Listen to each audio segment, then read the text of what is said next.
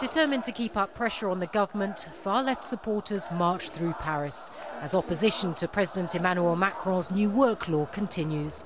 Protesters say the legislation is unfair, that it makes it too easy to hire and fire and favours bosses over employees.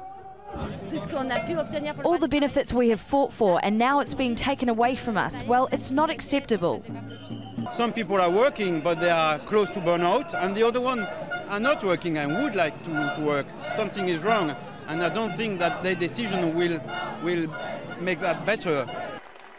After the march, one of the president's fiercest critics and his main political opponent took to the stage. The hard-left Jean-Luc Mélenchon urged people to keep fighting for the law to be scrapped. The law, these reforms must be returned to Parliament for debate.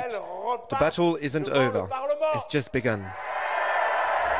People protesting here feel very strongly that the new law will destroy the rights that workers have fought so hard for. But President Macron says the old rules stifled competition and kept unemployment high. And he says his new law will balance social protection with flexibility.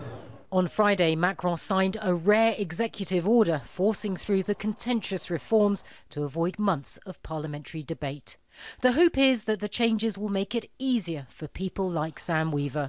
The owner of a bike business says expansion's been difficult because of high costs and bureaucracy.